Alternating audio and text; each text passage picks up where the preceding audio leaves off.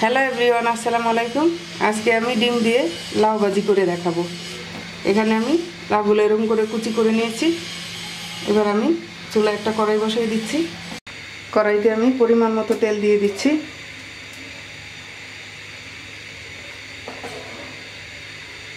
তেলটা গরম হলে এর মধ্যে আমি হাফ চা চামচ আস্ত জিরা দিয়ে দিচ্ছি।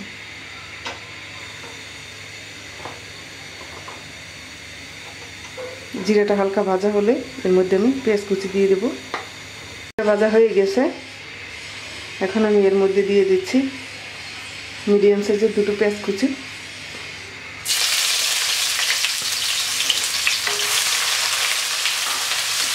এবার পেঁয়াজটা হালকা ভেজে নেব।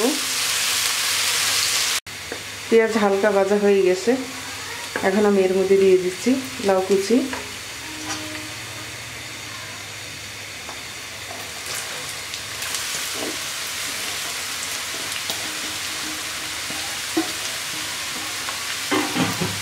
এবার আমি ভালো করে একটু নেড়ে দিচ্ছি।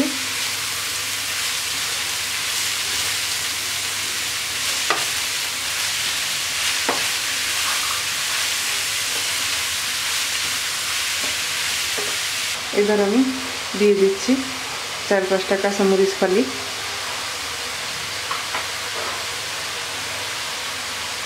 হাফ চা চামচ হলুদ গুঁড়ো, স্বাদ মতো লবণ। এবার ভালো করে একটু নেড়ে দিচ্ছি।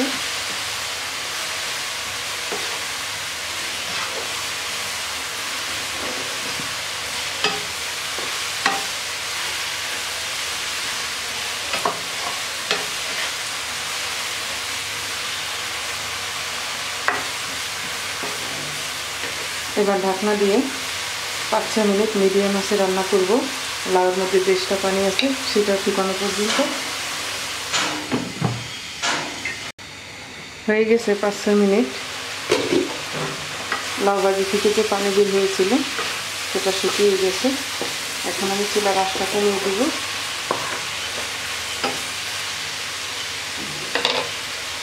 এবার সিদ্ধ হওয়া পর্যন্ত অপেক্ষা করব।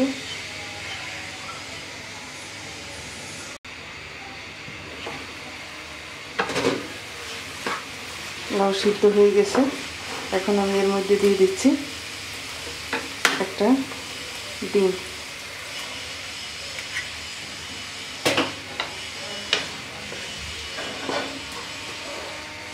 এবার আরও 3 মিনিট অপেক্ষা করব ঢাকনা দিয়ে। হয়ে গেছে 3 মিনিট। এবার একটু নেড়ে দেব।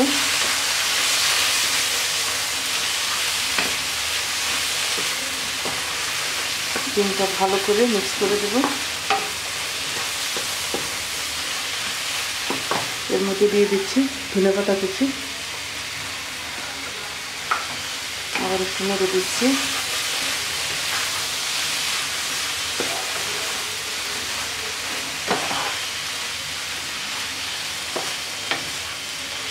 এবার চুলায় আর 1 মিনিট রাখবো।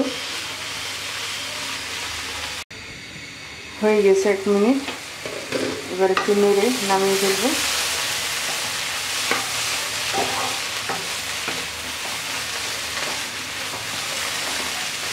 এবার আমি নামিয়ে ফেলবো।